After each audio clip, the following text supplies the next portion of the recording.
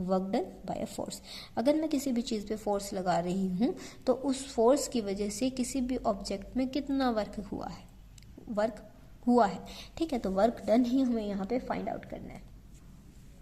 जैसे question given है, मतलब वर्क डन किस तरह से फाइंड आउट होगा, फॉर्मूला वही है, integration curve F dot D R. ये था जस्ट लाइन इंटीग्रल के बारे में है, आपका तो सिंगल इंटीग्रल ही होगा। तो एग्जाम्पल है आपका, find the work done in moving a particle once round a circle C in the x y plane if the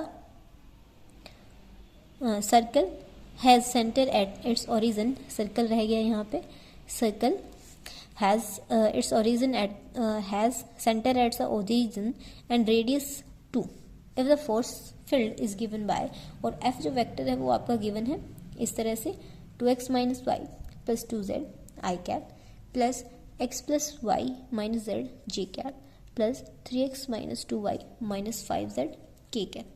ठीक है, क्लियर है। अब f है हमारे पास, साथ में चाहिएगा हमें dr के लिए x y z तीनों की वैल्यू चाहिएगी। अब z की तो हमें क्वेश्चन से ही पता चल गई है कि जो कर्व है वो हमारा कहाँ लाई कर रहा है, x y plane. X y plane का मतलब क्या हो गया कि हमारा जो z है ना वो क्या हो गया, 0। तो मीन सब क्लियर है, हमें x और y कोऑर्डिनेट की वैल्यू चाहिए। अब ये क्या है, एक सर्कल है, ठीक है। तो सर्कल के लिए x और y की, हम y की जो वैल्यू है वो किसकी हेल्प से फाइंड आउट करते हैं, sine theta and cos theta component. और किसके साथ आएंगे दोनों, रेडियस वेक्टर के साथ। रेडियस क्या गिवन है, 2 गिवन है, तो 2 cos theta and 2 sin theta. इनमें से एक वैल्यू तो आपकी x की हो जाएगी और एक वैल्यू क्या हो जाएगी, y की वैल्यू हो जाएगी। तो इसको जिस तरह से हमारा क्वेश्चन सॉल्व होगा, equation of the circle is x square plus y square is equals to 4। तो पैरामीट्रिक इक्वेशन सर्कल के लिए क्या होती हैं, r x is equals to 2 cos t, y is equals to 2 sin t and z 0। ठीक है, तीनों coordinates आ गए हैं। तो बस अब हमारा काम क्या है, r क्या होता है, x i cap, y j cap and z k cap, सबका डेरिवेटिव कर देंगे। तो dr हमारा क्या हो जाएगा, dx i cap, dy j cap, dz k cap, dx की वैल्यू dy की वैल्यू dz।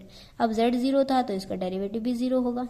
dy और dx फाइंड आउट करना है। dx यहाँ से क्या आ जाएगा, -2 sin t, यहाँ क्या हो जाएगा 2 cos t। दोनों की वैल्यूज को उठा के dr में सब्स्टिट्यूट कर देंगे। अब f तो था ही हमारे पास, क्वेश्चन में गिवन था, dr हमने फाइंड आउट कर लिया। ठीक है, अब जो f था ना x y z की टर्म्स में था और dr हमारा cos थीटा sin थीटा की टर्म्स में होगा।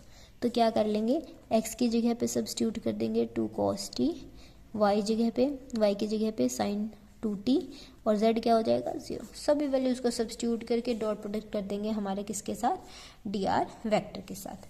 क्लियर है। वर्क डन का फॉर्मूला हमारा क्या होता था, integral over the curve F dot D R. अब डी आर जो है हमारा वो किसकी टर्म्स में गिवन है, टी की टर्म्स में। तो with respect to d t हमने क्या कर दिया, इसका डेरिवेटिव किया और डी टी के साथ मल्टीप्लाई और डिवाइड। तो ये विद रिस्पेक्ट टू टी क्या हो गया, डेरिवेट हो गया। ठीक है, लिमिट्स भी क्योंकि हमारी टी की ही गिवन है तो इसलिए इंटीग्रेशन भी विद रिस्पेक्ट टू टी ही होगा। ओके, ये आपका था एफ वेक्टर, ये एफ वेक्टर यहाँ से यहाँ तक, ये आपका था डी आर की वैल्यू। ओके, अब एफ वेक्टर में हम क्या कर देंगे, एक्स की जगह पे क्या सब्स्टिट्यूट करना था, 2 cos t, y की जगह पे 2 sin t और z 0 सब्स्टिट्यूट कर दिया हमने हर एक वैल्यू को। ये आई कॉम्पोनेंट, ये जे कॉम्पोनेंट, इसका ये आई ये के था और ये जो डी आर है उसका आई कॉम्पोनेंट, ये जे कॉम्पोनेंट। अब क्या होगी, डॉट प्रोडक्ट में आई की आई वाले से मल्टीप्लाई, जे की जे से। के है नहीं है तो के वाला कॉम्पोनेंट यहाँ से क्या हो जाएगा, वैनिश हो जाएगा। ठीक है, अब एक सर्कल है, सर्कल के लिए अगर हम लिमिट्स फाइंड आउट करने चलेंगे तो सेंटर के अराउंड वो इस तरह से टर्न करेगा। ये पॉइंट होता है हमारा 0 और कहाँ एंडिंग हो गई है, 2 पाई पे। तो लिमिट क्या हो जाएंगी, 0 to 2 पाई। ये वाली आपकी आई कैप वाली वैल्यू और ये जे कैप वाली, इन सब को मल्टीप्लाई करके हमारे पास इक्वेशन कुछ इस तरह से मॉडिफाई हो जाएगी।